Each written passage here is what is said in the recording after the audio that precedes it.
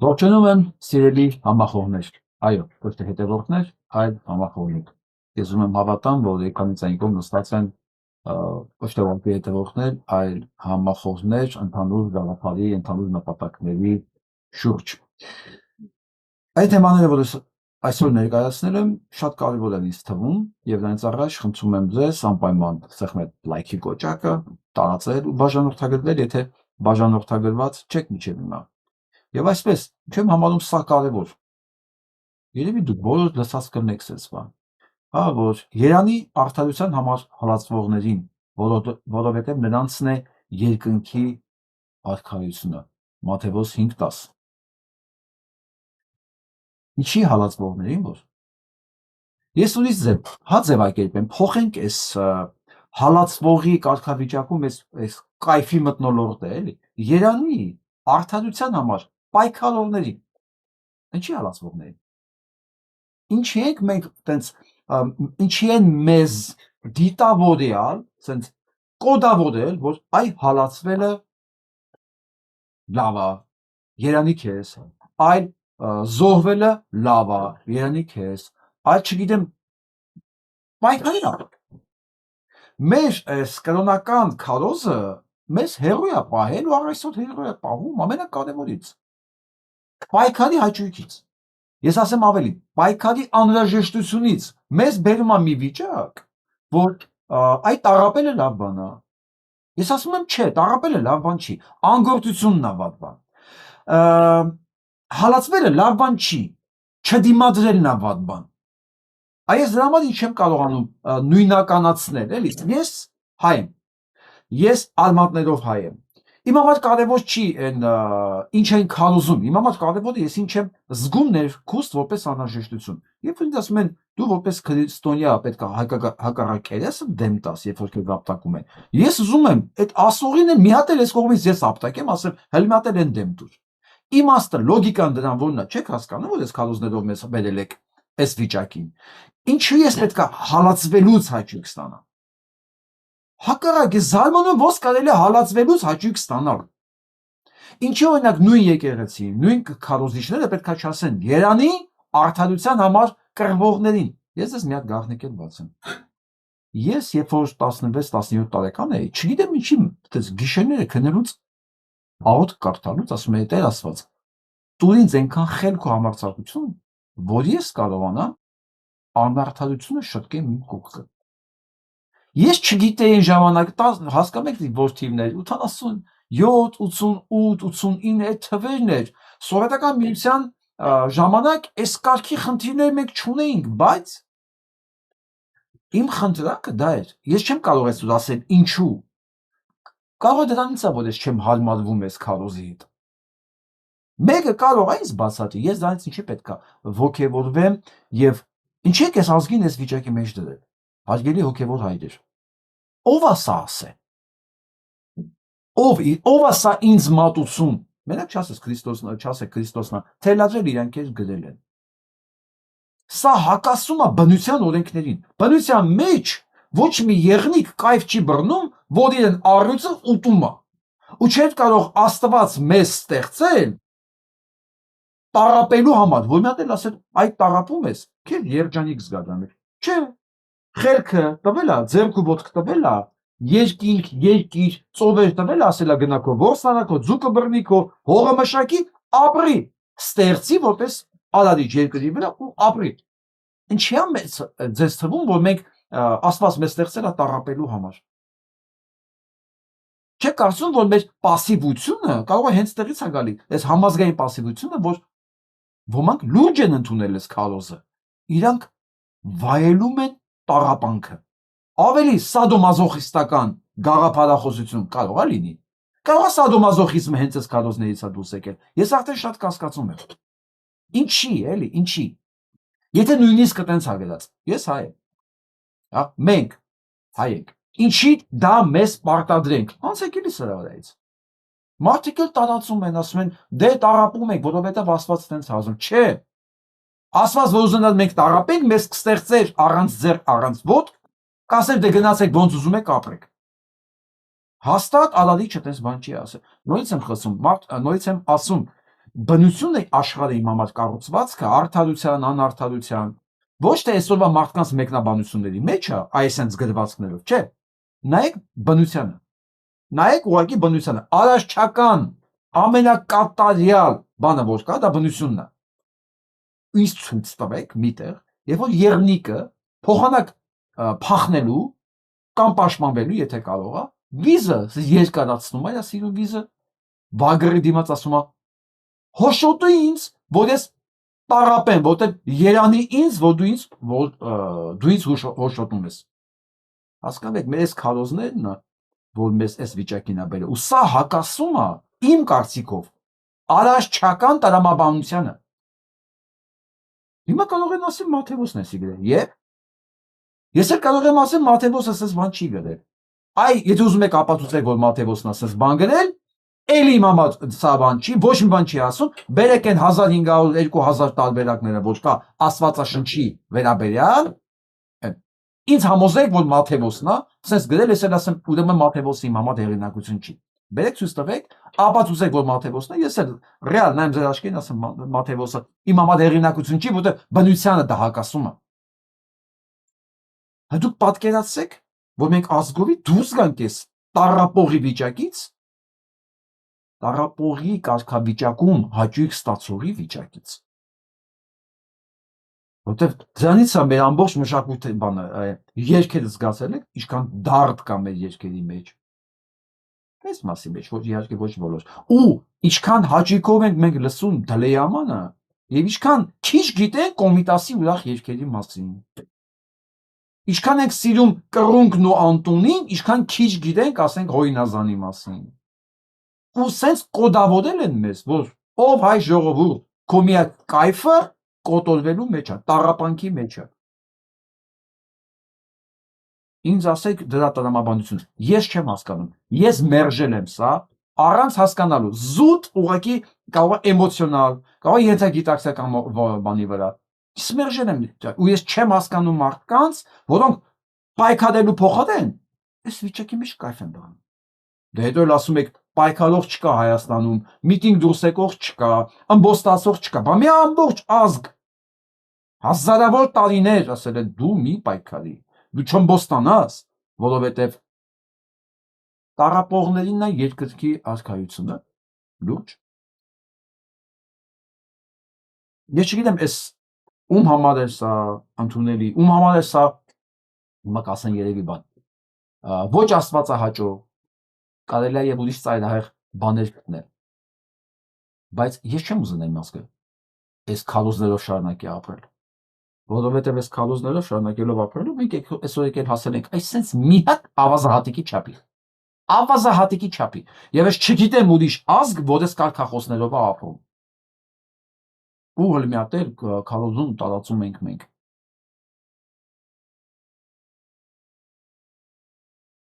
Հիմա ասենք լավ նորություններին։ Լավ նորությունները ո՞րն է։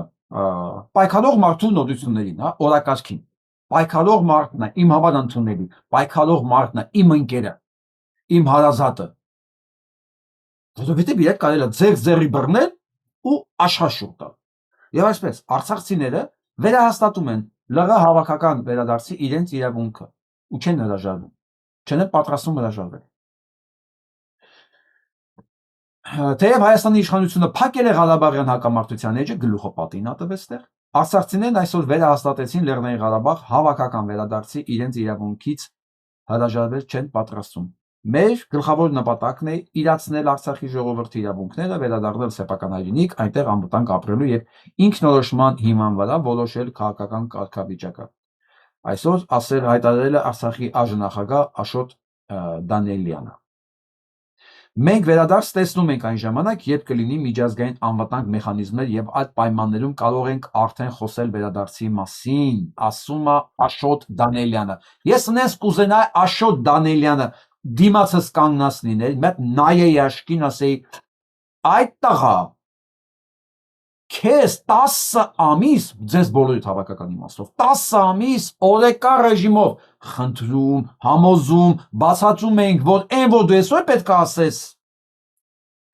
միջազգային անվտանգային մեխանիզմներ, պահանջեիք այդ անվտանգային մեխանիզմները։ Դատանի որոշումը կար, ընդհանրապես մի հատ պետք է պահանջեիք, որ այդ միջազգային անվտանգային մեխանիզմները աշխատեին ձեր համար։ Պահանջեիք ընդհանրապես ՄԱԿ-ի խաղաղապահների միջոցով ձերով ապահովել ձեր անվտանգ ոչ թե վերադարձը, կյանքը, որովհետև հավատացեք վերադարձ այդ տարածքներ 1000 անգամ ավելի դժվար է, քան ընդեղ մնալն ու ապրելը։ Այս կոտորածները չէր լինի, այն հարյուրավոր երեխեքի չէին սպանի, պայթյունի սահմանների վրա, հենց Արցախում։ Դուք հասկացել եք ինչ եք արել։ Կարելի է այսքան կարճատես ու ես չգիտեմ ուղղակի ինչ բառացեմ, անգրագետ լինել քաղաքական իմաստով։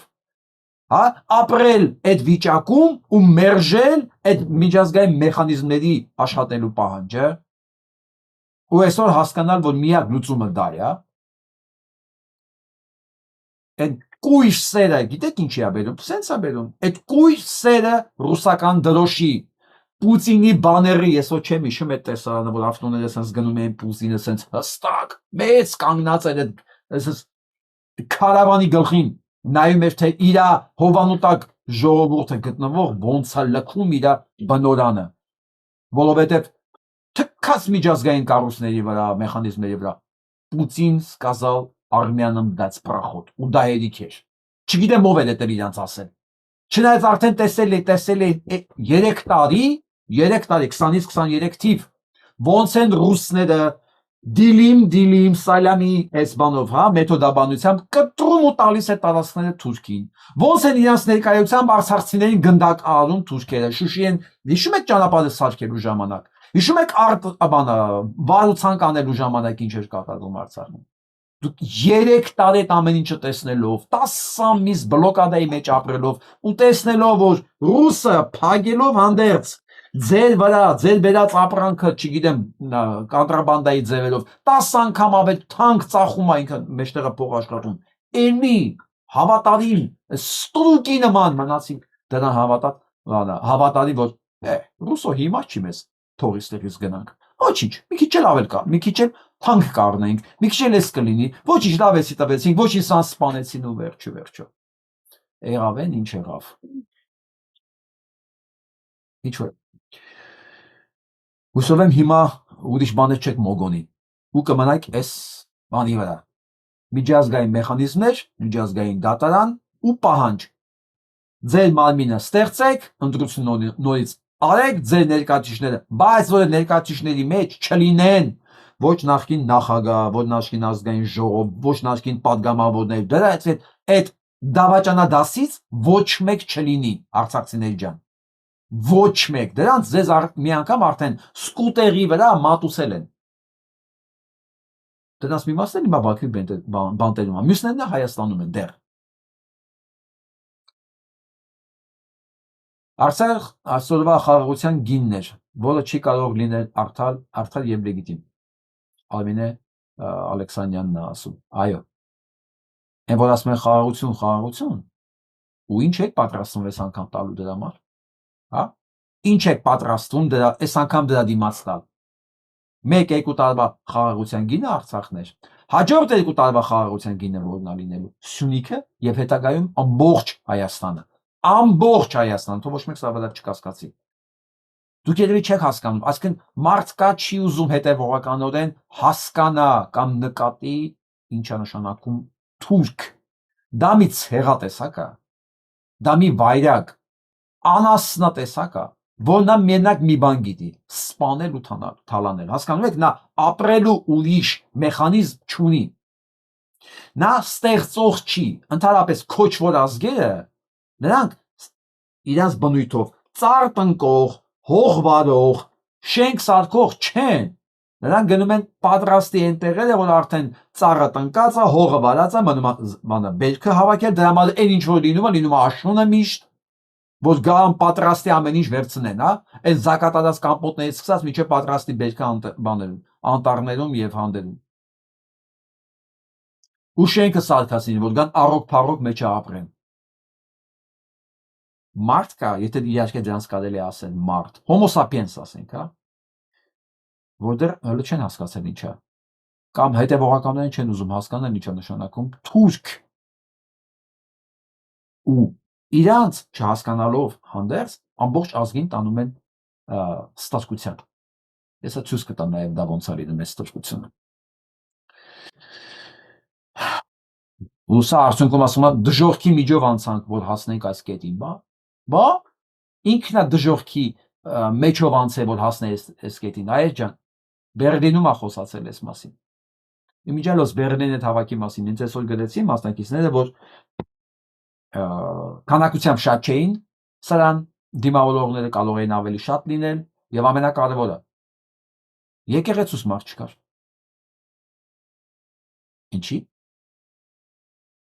Ինչի հարգելի հոգևորականներ, ձեզ կավանում Գերմանիայում ասել են քաղաքականությամբ չզբաղվեք, ձեր համար մեկ է ինչա լինելու, ձեր համար մեկը Հայաստան առաքելական եկեղեցի բան կլինի թե չլինի, թե ձեզ թվում է որ Հայաստանը վերացավ, Էջմիածինը վերացավ, դուք շարունակել եք ձեր համար այդտեղ բան անել, հա, քարոզներ անել, ձեր փողերն աշխատել եվրոյով։ Դուք երբ եք հասկանալու, որ չկա ազգ, չկա եկեղեցի, չկա Հայաստան, չկա եկեղեցի, սենց ասեմ, ուծվելը ժամանակի խնդիր է արդեն, ժամանակի։ Մանավանդ հեսա մի հատ մեկին ցույց կտամ, որ համոզում եմ, որ մեզ բոլորից, որ ընդհանրապես քրիստոնեությունը դա Եվրոպայից է եկել։ Դե Եվրոպայից երևի հասկանում եք, որ քրիստոնեությունն է եկել։ Ու դուք դրա հետ ընդհանրապես կապ չունեք։ Իսկ ինչ վերաբերում է սրան դժողքի միջով անցնելուց, ասեմ, որ ամբողջ ազգը անցավ դժողքի միջով, ավելի դեռ անցնում է դժողքի միջով, բայց քո ճանապարհը դեռ չի սկսել, չի վախ։ Դժողքի քո բաժինը անցնելու չի սկսել, բայց դատելով քո հոգեվիճակից եւ դեմքիցդ կարող եմ վստահ ասել, որ դու զգում ես, արդեն տեսնում ես, հոտը զգում ես օդի մեջ դժողքի։ Լինեմ է, ճիշտ է զգում ես։ Ռազմավարական հետազոտությունների հայկական կենտրոնի ղեկավար Ալվինա Աղաբաբյանն է գրում. այսօր Արցախի հանրապետության սահմանադրության օրն է։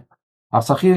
վերաազատագրումն ու սահմանադրական կարգի վերականգնումը հայոց ազգային ուխտի մի մասն են, որ պարտադիր են իրագործման համար, որքան ժամանակ ու ինչ էլ պահանջվի։ Միանշանակ Ադրբեջանի 30 տարի պետք եղավ իրականացնելու այն ինչ ինքը ուզում էր, 30 տարի ուղղակի։ Ինքը գտավ, պայմանավորվեց, այն տականքաշերտի հետ, փողը տվեց ում որ պետք է, իրականացեց իր հրեշավոր ծրագիրը։ Այն ինչ որ չկարողացավ իրականացնել, ուղղակի փողով առավ, ու միջև հիմա առնում է։ Բայց հայոց ազգային ուխտը մնում անփոփոխ։ Դա մի բան է, որ ինքը չի կարող առնել։ Հիշողությունը չի կարող առնել։ Հոգեկան կապվածությունը ինքը չի կարող առնել։ Ի վերջո բոլոր հայերին ինքը չի կարող առնել, որովհետև դա արդեն փողի քանակի հետ կապված չի։ Իհարկե կան Հայաստանում մի քանի տասնյակ հազար գլուխ հատ կենթանիներ, որ ինձ կարելի է առնել։ Այսօր քեշ փողով կարելի է առնել նույնիսկ փողի հեռանկարով, իրան ցույց տալ փողի հեռանկարը ու դրանով առնել։ Այդ շերտն էլ կա։ Այդ հոտը ոչ չլինի Նիկոլ Փաշինյանը ինչի վրա է հույսը դնելու, էդի կա։ Բայց հայ մարդուն դա երբեք չի գայթակղել, իրական հայ մարդուն։ Գիտեք ումն է, ում համար է փողը ամենակարևորը, որ ցույց է տալի փողը ինքը դառնում է ուղակի միայն sense պլաստիդին, որ ինձ ասես կարելի է ծեփել։ Վախկոտ մարդուն։ Վախկոտ։ Ինչի վախկոտ։ Սեփական ուժերին չվստահող, որ գիտի այ այս շանսն է, հենց հիմա չօգտագործեց այս փողը, վերջ ինքը անոք, ինքը ոչինչ չի կարող ստեղծի։ Այսինքն մարդ, որ ինքը հասկանում է, որ այնքան ինքը իրանից ոչինչ չի ներկայացնում, որ հենց այդ պահն է, այդ շանսն է, օգտագործեց, չէ, ինքը անկարող է։ Ինքը մտքով, կրեատիվությամբ ինքը իմպոտենտ է, ինքը ոչ հիմա չի կարող ստեղծել։ Բայց հայը մեծամասնությամբ ինքը ստեղծող է։ Ինքը հասկանում է, ես հիմա կարող եմ սա մերժել, ես հաջորդ րոպեին կսկսեմ իմը ստեղծել։ Գուցե ոչ այն մասշտաբների, որից առաջարկվում է, Բայց ես իմը կստեղծեմ եւ ամենակարևորը չեմ դավաճանի ինքս ինձ, իմ երեխեքին ու իմ երկիրը, որտեղ որ ես ապրում եմ։ Իմ հոր թողած ժառանգությունը։ Այդտեղ մի քիչ թուրքերի մոտ չի ստացվում բոլորին գնել, որովհետեւ հայերի մեջ մասը ինքը ստեղծողը։ Մեկ-մեկ ինձ որ հարցնում է հայերը սենց, հայերը նենց, ես երևի կարող եմ ինձ թույլ տալ ասել հայերը ոնց են։ Հա, որովհետև ես այդ հայերին տեսել եմ կյանքի բոլոր բնակավարներում, աշխարհի բոլոր տեղերում ու այն նոր գաղթածից միջև դասական սփյուռք։ Գոնե ես կարող եմ ինձ թույլ տալ ասել ինչ է այդ հայը, այդ միջին հայը ով է։ Միջին հայը այնա, որ դու գնում ես մի երկիր, եթե նույնիսկ չգիտեն դու ով ես, ասում ես ես հայ եմ, ամեն մեկը անպայման ինչ-որ մի հատ հայի ճանաչում է։ Ասում է իմ ընկերն էլ է հայ, իմ գործընկերն էլ է հայ, կամ չգիտեմ ինչ ոնն էլ է հայ։ Եթե ինքը հայ է ճանաչում ու անպայման դա ասում է դրական լույսի ներքո։ Դրական։ Դա է հայը, միջին հայը դա է։ Ինքը կարող է չլինի, չգիտեմ, մեծահարուստ, բայց ինքը հաստատ այն հայն է, որ ինքը իր անկյունը գտել է, ինքը իրան ստեղծում է ու կողքիներին էլ չի խանգարում։ Ես չեմ ասում այն կեղտոտ մասային, հա, որ իմա սենց լծված է, էլի չտամ այդ քաղաքի անունը, որ աշխարհի ամենակեղտոտ մեխանիզմներն օգտագործում արագ բանը հասկանալու համար։ Նույնը Հայաստանում էլ կա։ Դրանց մասին չի խոսքը։ Այդ են կեղտոտ սրիկա բանը, շերտը, հանցագործ։ Ու հիմնականում դրանք բոլոր ազգերի մեջ կան, դրանք ազգություն էլ չունի։ Ու ես չեմ տեսել հələ, չեմ հանդիպել, իմ ամբողջ ես ասեմ, այս արդեն 53 տարեկան եմ, քիչ չի, 37 տարի, տեսեք ինչ թիվ է, 37 տարի ես պատտվում եմ աշխարհով մեկ, 18 տարեկանից, դեռ սովետական միությունից, 37 տարի աշխարհում տեղ չկա, մի երկու տեղավոր եղել, չեմ եղել, Հնդկաստան օրինակ չեմ եղել, բայց կուզենամ լինեմ, ու ես չեմ տեսել, չեմ հանդիպել մեկին, որ ես ասի հայ եմ ճանաչում, ու կարծիքը դրական չլինի, ու կարծիքը դրական չի, սա ենթադրում է մի բան, որ մեզ բոլորիս փողով գնել հնարավոր չի, որտեղ մենք կարող ենք մեկ ձեռով ինչ-որ մի բան ստեղծել։ Մեծ մասովի նկատի ունեմ։ Բայց վերադառնանք մեր դավաճաններին։ Շատ հետաքրքիր տեքստ է խոսակցում եք լսեք։ Մի հատ կարակ ասեք։ Այնուամենայնիվ ինձ շատ հետաքրքրեց, էլի։ Հայաստանի Հանրապետության տարածք ուրիշ չէ, ասում եք, ավելի լավ որ ասում եք ուրիշ չէ։ Ասեք դուք ինչ նկատի ունեք։ Սա շատ առանցքային է, որպես ես հասկանամ։ 29840 կիլոմետր։ Դուք այդ նկատի ունեք Հայաստանի Հանրապետության տարածք։ Ես դա նկատի ունեի։ 29840 կիլոմետր։ 800։ Այս նոր թիվ է։ Համա տես տիկինին հարցրեք էլի։ Ու լսենք հրաբանին, Արարատին։ Հրաշալի է ուղղակի, ողջունում եմ ձեզ եւ ձեր Տիկին Վարդան, մենակ խնդրում եմ նույնը կրկնեք մի քանի մեր խնդրում եմ նույնը կրկնեք մեր մի քանի հայրենակիցների համար, ովքեր մտածում են, որ դուք Հայաստան ասելով ուրիշ բան նկատի ունեք, ազգային ժողովին էլ կխնդրեի վիդեո ես կտորը ինձ նորից տալ, որ ես տեսնեմ ճիշտ լսեցի, ինչ որ լսեցի, թե չէ։ Մի հատ կարակ ասել։ Ճիշտ ես լսել, ճիշտ։ Բա դաշնակներից ուրիշ ինչ էիր ուզում։ Բայց եթե իրենք դրա կողմնակիցը չլինեին, ինչ էին անում միջև հիմա։ Սա տեսեք, հոկտեմբերի 27-ի ձայնագրությունը։ Հոկտեմբերի 27-ի օրն։ Բա դուք ինչ եք ուզում։ Եթե իրենք այս կրողը չլինեին այս գաղափարը, ինչ են անում միջև հիմա խորհրդարանում։ Շուտ, ես ասում սրանք մի սանրիկը տավեն, այսինքն նույն գործն են անում։ Ու իրենք կոնֆլիկտ չունեն Արցախի կոդստի հետ։ Իրենք ընդհանրապես ոչ մի բանի հետ կոնֆլիկտ, իրենք նպատակներով սրանցից չեն տարբերվում։ Իրենք տարբերվում մի բանով, որ այսօրվա այս ահավոր կոռուպցիայի թալանի այս դավաճանության փողերի այս հոսքը որ գալիս է, իրենց գրպանը չի գնում։ Միակ կոնֆլիկտը տեղա։ Հիմա այս տիկնոջը դաշնակցական, ես մի հատ հարց կուզենայի տալ։ Հարց։ Բայց երկերը ում համար եք երկում։ Դուք որ գնում եք Արցախ, ասում եք իրենք որ իրանք Հայաստան չեն, որ մեր հետ կապ չունեն։ Չէ՞ որ դուք քանի տարի, լավ, ասենք 20 քանի տարի գնացել եք, չասեմ 30 տարի, հա։ 25 տարի գնացել եք։ Դուք իրաց ասել եք այդ մասին։ Ոչ ճիշտ է, մենք գնում գալիս ենք, բայց դուք Հայաստանի հետ կապ չունեք։ Ասել եք այդ մասին։ Դուք ձեր ընտրողներին ասել եք, որ մենք այդ բան Արցախի հետ կապ չունենք ու դրա Հայաստանի հետ ոչ մի ընդհանուր բան չունի։ Ասել եք այդ մասին։ Ես ասում եմ, որ դու տենց եք, ես պնդում եմ, դուք էլ հաստատում եք, որ դուք իրենցից այդ հարցում չեք տարբերվում։ Ոչ Ռոբերտ Քոչարյանը, որ ասում է կապ չէ։ Ինչ Հայաստան, ինչ բան։ Արցախ ինչ կապ ունի Հայաստանի հետ։ Մենակ հիմա կհրաժարվի նոյեմբերի 9-ի փաստաթղթից եւ այլն եւ այլն։ Գրողը տանից ես բոլորին։ Նսակ նայեք։ Այսօր մարդու իրավունքների պաշտպանության միջազգային օրն է։ Իրավապաշտպանների համար առաջնային թեման Լեռնային Ղարաբաղի հակամարտության պատճառով անհետ կորածները դառն են։ 1300 հայ է անհետ կորած համարվում, որից միայն 191-ը 44-օրյա պատերազմից հետո։ Հայ իրավապաշտպանները պնդում են, որ Բաքուն Պատկերացու պատերազմից հետո 191 հայ է կորել։ 191-ը մենակ պատերազմից հետո։ Սա երկիր չի։ հետաքրքրված չէ նրանց ճակատագիրը բացահայտելու հարցով։ Մյուս կողմից Հայաստանում չկա միասնական պետական քաղաքականություն անհետ կորածների հարցով։ Անհրաժեշտ են համարում լրացնել օրենսդրական բացը, որը թույլ կտա հստակեցնել անհետ կորած անձանց կարգավիճակը։ Հարցը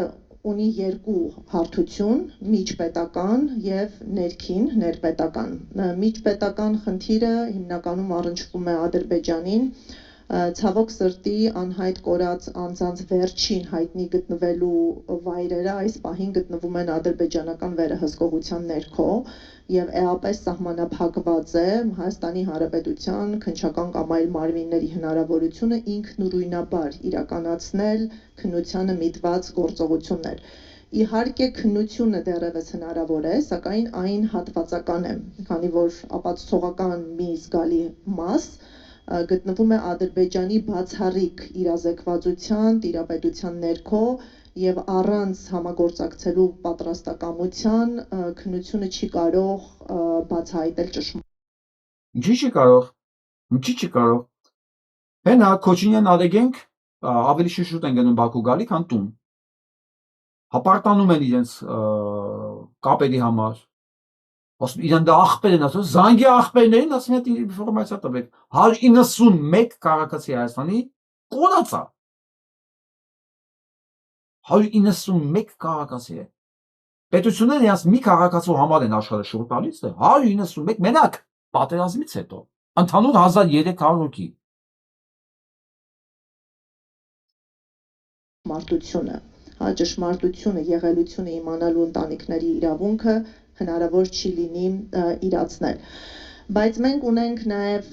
ներքին խնդիրներ, հատկապես կարևոր է անհայտ անձանց կարգավիճակի հստակեցումը։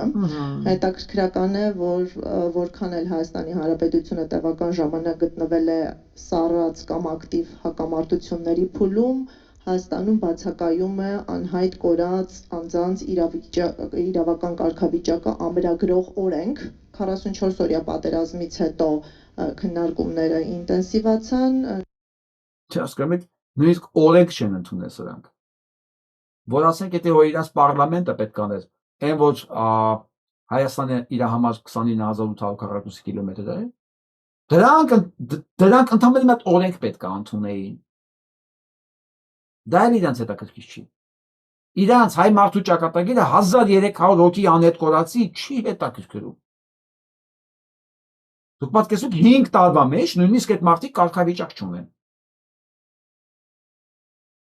Շրջանառվեց նախագիծ, բայց արդեն 5 տարի անց մենք չունենք ընդունված նախագիծ, որը կստանար օրենքի ուժ եւ կհստակեցներ այս անձանց կարգավիճակը։ Առանց կարգավիճակի հստակեցման հասկանալի է, որ համակարգված չէ նաև պետության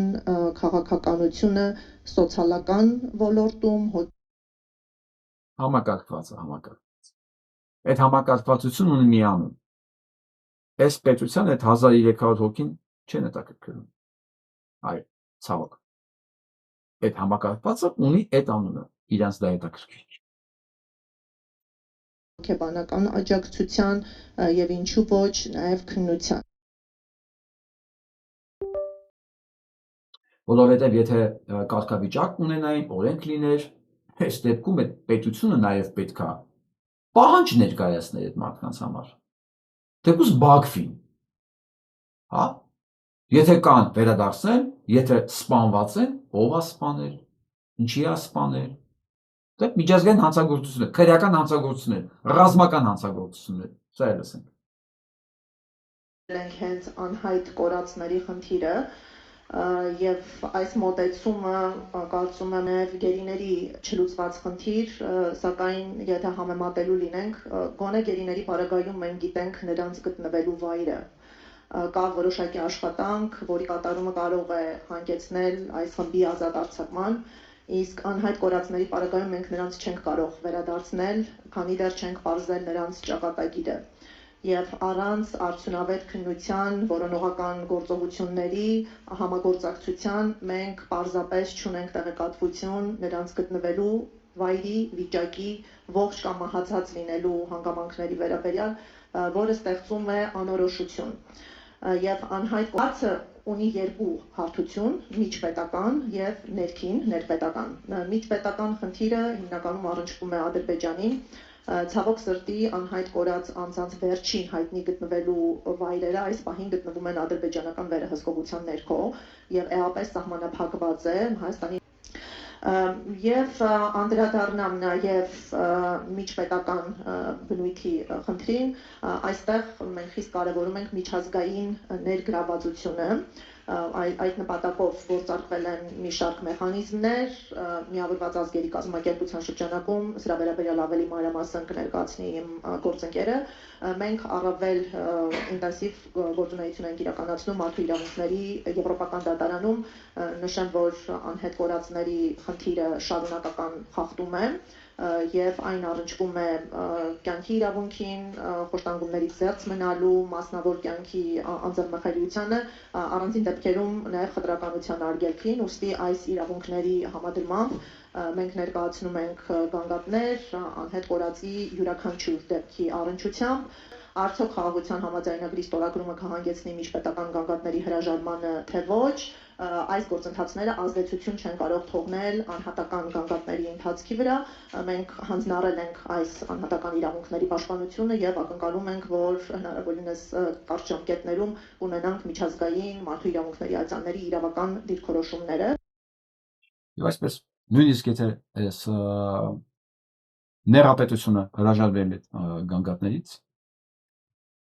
ոչինչ կորած չի, ամենի շարունակվել է այդ անհատական գանգատները մնալու են միջազգային դատարան միջև իրենք ստանան իրենց հարցի լուծումները։ Երևի բոլորս առնչվել ենք այդ ֆեյքերի հետ, ցանց աջակցող, որոնց հիմնական մասը դրանք մարդ չեն, ուղղակի նկարներ են, պրոֆիլներ են, որոնք գրում են վերջի հայոյանքները, վերջի լուտանքներն են թափում մարդկանց վրա, մի խոսքով դրանք մոտավորապես 1000-ից 1500 են, ես միշտ ասել եմ։ Այսօր TikTok-յան բանում անկավ մի ֆոլովակ, որը նոր չի, մի 3-4 տարվա պատմություն ունի, առնվազն եթե ոչ շուտ է, ուղղակի ես ուզում եմ հիշեցնեմ դրա մասին։ Նայեք։ Այսպեսի մի գրասենյակ մտնում ես։ Այսպես նստած եմ։ Բարև ձեզ։ Դուք ինչով եք ստեղ զբաղվում։ Ժողովուրդ ջան, ստեղ են ֆեյքերի ֆաբրիկան է գործում։ Ովքեր փողի դիմաց ամբողջ օրը նստած ձեզ հայհոյում են։ Ամբողջ օրը նստած ворթեգորույս մայրերին հայհոյում են։ Ամբողջ օրը նստած պառակտում են մցնում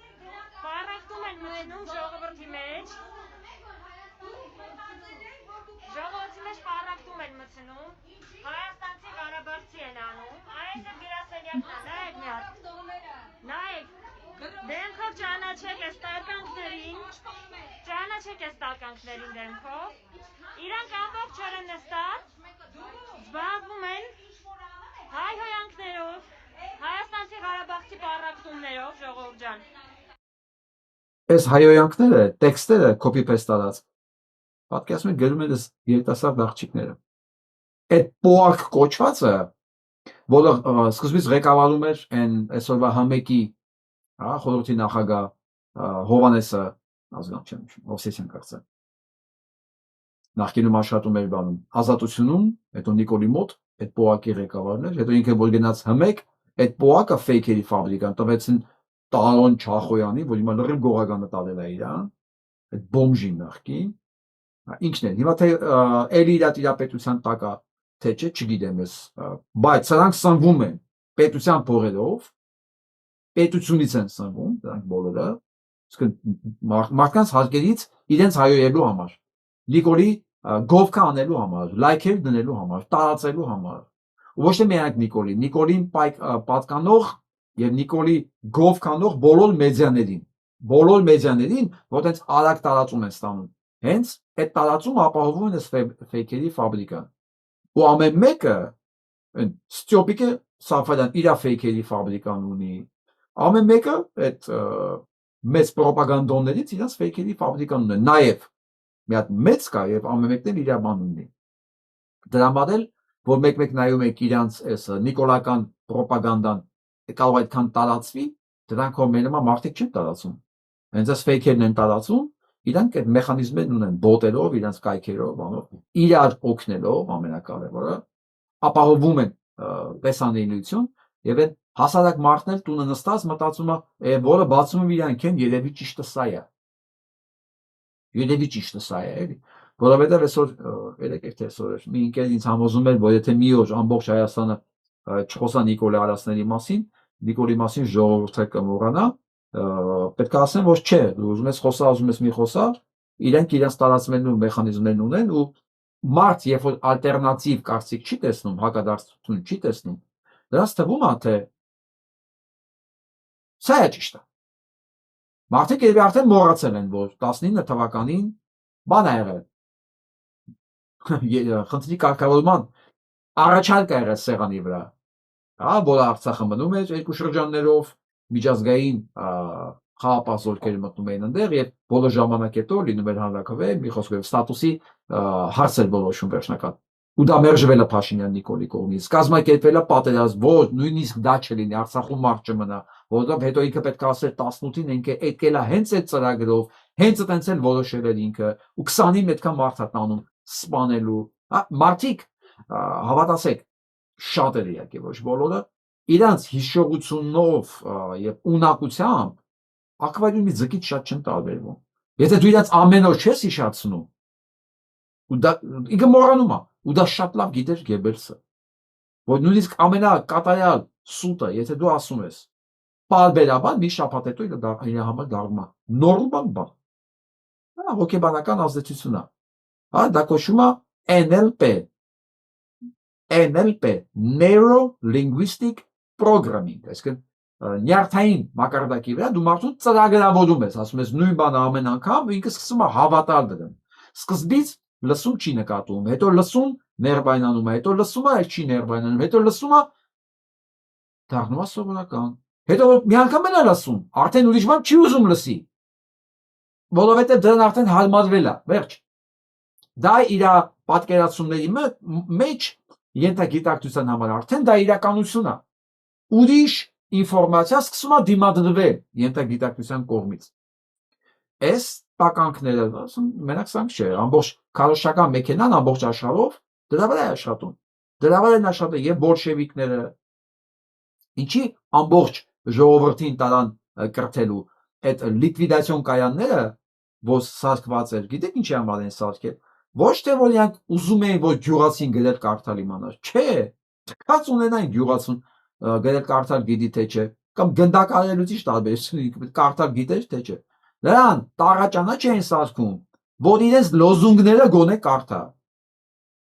որտեղ այդ լոզունգներով իրանց զոմբիացնում են։ Նույն բանն է։ Ոչ մի բան չի փոխվել։ Սա ֆեյքերի ֆաբրիկայի եւ սրանց կեղտոտ աշխատելավոճի մասին։ Հիմա ձեզ ուղղակի ներկայացնեմ մի հատ փաստ, որ Ադրբեջանը 21%-ի չափով իր բյուջեն ուղղում է ռազմական նպատակներով։ 21%։ Որպեսզի հասկանանք սա շատ է թե քիչ, Ես ես ուղղակի բանի համար ասեմ։ Միջև Տրամփի այս քանդելը Եվրոպան տրամադրում է իր բյուջեի 2%-ը սպառազինության համար։ 2%-ը։ Երբ որ Տրամփը պայման դրեց, որ դուք պետք է 2-ից սարքեք 4 ու տեղ նաև 5, Եվրոպան ընկավ ցնցումների մեջ։ Ասես կամ կդարձնեք 4 կամ 5, որպեսզի դուք ձեզ ունակ լինեք պաշտպանելու, կամ ես ՆԱՏՕ-ից դուրս եմ գալի։ Տեսեք, 2%, 5%-ը ցնցումների մեջ գցեց Եվրոպային։ Ադրբեջանը հասնում է 21, իսկ այսօր պատերազմող Ռուսաստանը ծախսում է 35%-ը։ Իսկ Հայաստանը գիտեք ինչքանն է։ 7-8-ը։ Էնել լուզում են, էտել 25%-ով կրճատ են։ Իսկ ինչ եք կարծում, 21%։ Ինչի է ծախսում ռազմական իրազորության վրա։ Այսքան ունի է հələ այսքան էլ ունի, ես չի որ այս 5 տարի ինքը չի զենվե, նոր պետք է 21%-ով։ Ինքը իրա բարձրացնում է, չի վաղը իջացնում է։ Ինչի։ Ժողովուրդ ջան, սա ուզում եք ընդունեք ճշմարտություն, ուզում եք ոչ, ուզում եք լսեք, ուզում եք ոչ։ Թուրքը Հայաստանի գոյությունը չի անհրաժեշտ։ Իրա պատկերացումների մեջ հայը իրավունք չունի կյանք ունենալ, հասկանում եք, ինքը սերունդ է տես դաստիարակում, սերունդ, որ հայը սպանելու համար է։ Ինքը զինվում է դրա համար։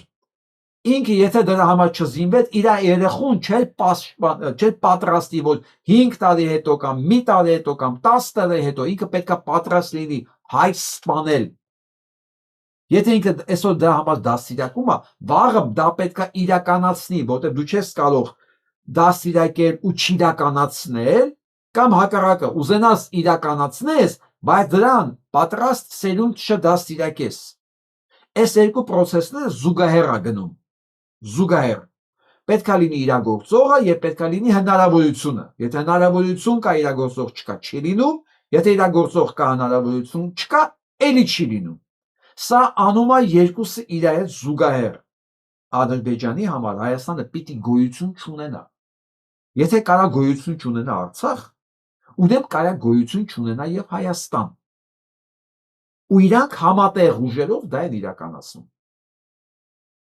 Ոսում Ադրբեջան, Նիկոլ, դրա մեջ մտնում է Լևոն Տեր-Պետրոսյանից մինչև հիմա Փաշինյան, Նիկոլ, Ադրբեջան, Թուրքիա, Իսրայել։ Էս ռուսներ ոնց որ խնդիր չունի, սա դաբրոն տվել է, եթե ինքը չի կարող պայի, то Թուրքիան պայի։ Էսա։ Այսինքն ոչ մի բան Հայաստանում չի կարող լինել առանց Ռուսաստանի թույլտվությամբ, բայց այս պարագայում ես չեմ ասում, որ ինքը նախաձեռնողն է, չէ, թույլատվի անում է։ Բարձր։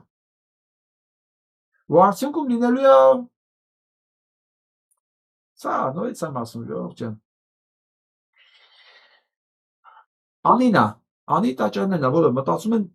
մզկիթի վերածելու մասին։ Սա սպասվում է եւ մայր տաճարին, եւ ամբողջ Արցախի ժառանգությանը, ամբողջ Արցախի, եւ սկսել են արդեն։ Ու նույնը անելու են նաեւ այն ինչ որ Հայաստանում կա։ Սա նայեք։ Մի դեպքում ինքը հայ է տեսել, մի դեպքում ինքը թուրք։ Տեսնում եք տարբերությունը։ Զգում եք տարբերությունը։ Ու սա ներկայացնում է մեզ հայերիս եւ Հայաստանում եւ դրսում։ Ուզենք թե չուզենք, ինքն է չէ՞ վարչապետ։ Գիտեք ինչի է ներկայացնում, որովհետեւ ունի խորհրդարան, որտեղ նստած են դաշնակները, Ռոբիկը, Սերժիկը, իր պատգամավորներով, եթե դրանց կարելի է պատգամավոր ասել։ Ու իրանք անելու են ամեն ինչ։ Էլի էս կարգի պասերով, որ նույն բանը ստանան 26 թվականին է։ Անելու են ամեն ինչ։ Դե խոսքը մերը պետք է լինի, ժողովուրդ ջան։ Մերը պետք է լինի։ Թող ոչ մեկ չմտածի, որ իրենից ոչ մի բան կախված չի։ Ես ապացուցելու համար ասեմ, եթե ձեզանից ոչ մի բան կախված չներ, իրանք ձեր հետևից այսքան չէին ընկնի։ Իրանք չէին ռմբակոծի այս ալիքը ամեն օրվա ռեժիմով, որ իր տարածումը պակասի։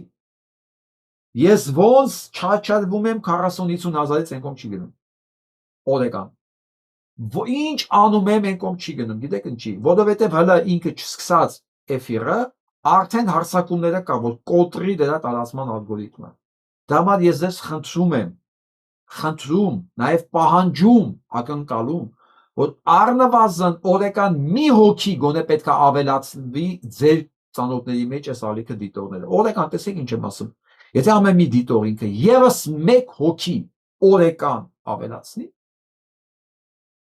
համախոհներով ավելանա, սրանք ոչ մի բան չեն կարողանալու անել։ Որտեւ սրանք ունակ չեն անել, այն ինչ որ իրենք մտածում են, եթե մենք համախոհներով իրար տեսնենք ու զգանք մեր ուժը։ Որտեւ հավատացեք, այս 40 կամ 50 հազարը իրանց համար արդեն խանգարող ուժ է։ Այսքան տեղեկացված մարդ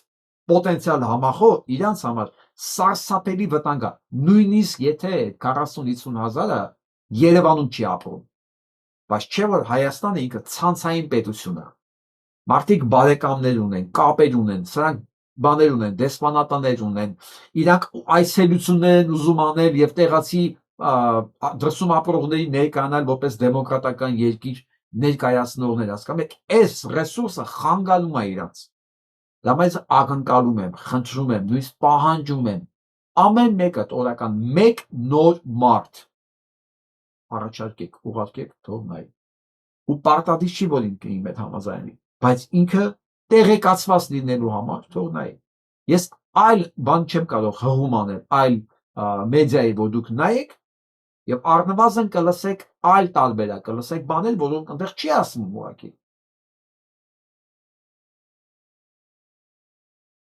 Ու սրա անպարտելիության, որ ինքը արդեն ամեն ինչ որոշվել է, ամեն ինչ արված է։ Ես ես վստահեցնում եմ, հաղթանակած մարդը ուրիշ ձև է նստում, ուրիշ տեղ է նայում, դրա դեմքը ուրիշ բան է արտահայտում։ Սա ոչնչացված հոգեվիճակի ոչնչացված։ Մարդը չի կարողանում կենտրոնանալ, մարդը նույնիսկ աթոռի վրա վստահ նստած չի, մարդը նույնիսկ չգիտի միկրոֆոնը որտեղ է պահել։ Սա հոգեբանորեն բացատրություն ունի։ Ինքը չգիտի վաղ իր հետ ինչա լինելու։ Իրան կարելի է հասկանալ։ Իրա հետևում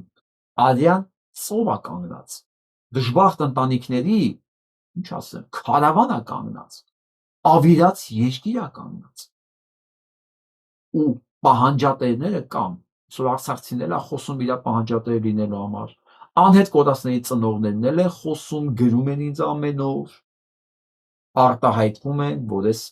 պահանջը օրվա մեջ օդի մեջ կա։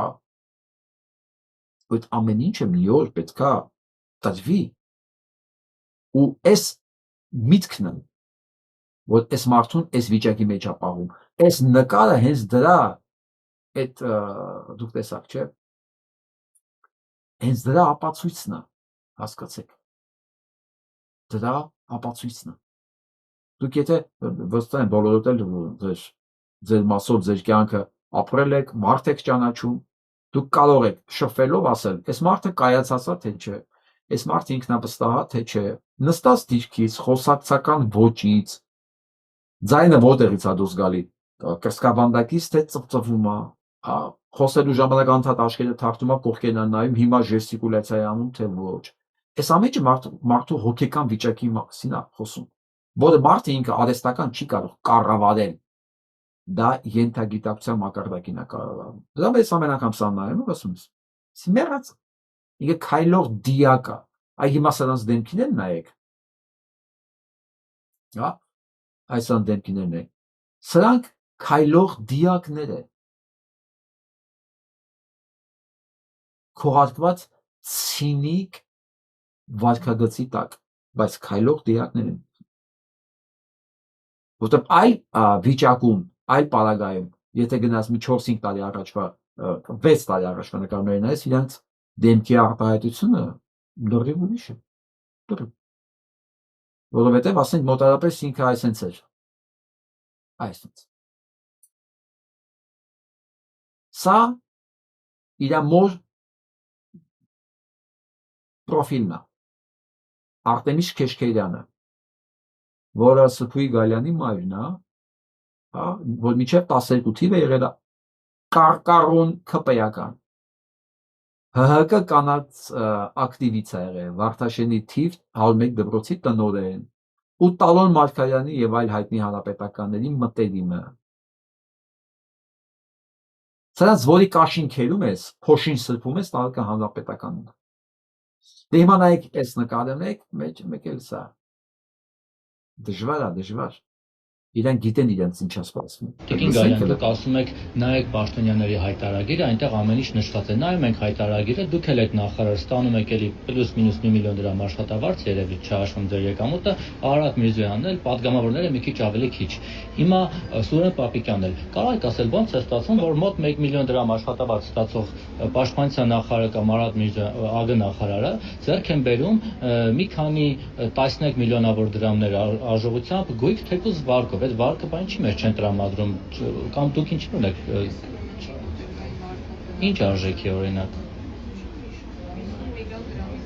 շատ 50 միլիոն դրամի կարգ ինքը չի հիշում իր տունը ինչքան է դուք տեսմար տեսել եք որ ինքը տուն առնի ու 50 միլիոնի կարգի ես թիվը չեմ հիշում տեսել եք տեսմար եք բոլորս էլ տուն ենք առել տուն ենք վաճառել կամ չի մեքենա ենք առել եղել որ ինքը չի հիշի ինչքան է առել ու ասենք խոսքը միլիոնի մասին է ոչ թե ասենք 1700 թե 1750 դրամ էր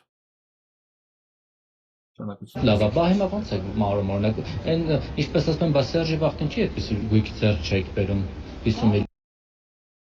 Սերժի ժամանակ ինքս ես մայրիկ ուներ ըստ եղեք մայրիկն է ձեռք բերել Իշմեք որ ես ասում եմ Սերժի ժամանակվա դպրոցի տնօրենները բոլորն են սանդրվածք ունեն հեսա Սերժի ժամանակվա հիմա ես չգիտեմ դպրոցի տնօրեններին ես չեմ տեսնում բայց այն ժամանակ էս էր մոդա միլիոնանոց լավ ասում ինքը լավ է սովորել ժամանակին եւ ունի բարձր աշխատավարձ լավ աշխատանք որը վարձատրվում է բավականին լավ եւ ինքը կարա $250,000 ամեն մեկը կարող է իրանք $250,000 ինքը տներ առնել 1 միլիոն աշխատավարձով դա այն պարագայում որ 1 միլիոն հենց մենակ իր վրա հենց հիմա բան կար պայուսագոր վերցնես շորեր չեմ ասում լզարդերը կանցնի ու դա շաբաթական ռեժիմով է թալմացվում 1 միլիոն աշխատավարձը դա բան է օրական 30,000 դրամ է գալի իրանք օրական դրանից ավել մենակ իրանց ընդմիջումներին են տալիս տեսեք ասում 1 միլիոն աշխատավարձը Հայաստանում ապրելու համար կարելի է ապրել ոչ աղքատ բայց մի հատ էլ 50 միլիոնանոց տուն առնել ու նույն ձերի ապրել մենք հասկանում ենք չէ որ ինչի Սերժի ժամանակ չէի կարում կարող Սերժի ժամանակ լավ չէիք սովորել հա թքած ունեն իրենց ով են նայում թքած ունեն այդ մարդիկ կհավատան թե չեն հավատա թքած ունեն այդ մարդկանց ինտելեկտը կվիրավորվի առանապատվությունը այս պահանջը այս պատասխանը լսելուց թե ոչ թքած ունեն իրենք ամեն ինչի վրա ընդհանրապես հայ մարդու վրա շրջապատի վրա սա խոշորացված համայնքում է նոր հաճն հասկանում եք սա ինչ է ժողովուրդ նոր հաճնեցիներ այս մեծ բաները նոր հաճնի բանն է ամոթն է նոր հաճնում քանի հոգի են սրանք սպանել եւ քանի հոգի է անհետ կորած հարց եմ տալի ես հարոթում ինչի սկսեցի այդ բանից հա Երանի նրան որ արդարության համար ինքը կպայքարի այս իր կողքին կլինեն բայց որ ուզում արդարության համար ինքը տարապի ինքի իմ հետ ընդհանուր բան չի ունենա ասեմ ավելին ինքը իմ խանգարողն է որտեղ տարապելով հարցը չի լուծում տարապելը ամենա ասենց ասեմ այդ արդարացվող սեփական անզորությունը արդարացնող ձևը Աստված չի սիրում տարապողներին ես ես կարող եմ ասել ընդհանրապես ոչ մեկ չի սիրում տարապողներին մենք բոլորս մարդ ենք տեսնում եք մեկը պրոբլեմ ունի տարապումը մեկը պրոբլեմ ունի ուզում է հաղթահարի մենք ում ենք օգնում ժողովուրդ տարապողին թե հաղթահարողին տարապողին կարող գլուխը շոյենք ցավակսենք դանով կամ ասենք լավ ինչով կարող եմ քեզ օգնել բայց եթե ինքը չի ուզում իրան օգնել դուք կարող եք իրեն օգնել եթե նույնիսկ ուզում եք Հիշում եք տաքսին։ Չէ, տաքսին մեջ է, որ ասում է թող տարապեմ։ Աման թողեք տարապեմ։ Չէ, հարսնասուն հյուսիսից ալուսը ասում է, աման թողեք ես իմ դարգով տապակվեմ, ամեն թողեք։ Այս ազգով ես վիճակն եմ, թողեք ես տարապեմ, աղբեր, ես չեմ ուզում պայքարել։ Հետո ասում եք, բա ոնց կփոխվի, ով կարա առանց պայքարելու, տարապելով իրավիճակ փոխվի։ Ես չեմ պատկերացնում հայ ընտանիքի տղամարդ, որ պայքարելու, արարելու փոխարեն նստի ու տարապի։ Բայց կինն ու երեխան, բայց պատասխանատվությունը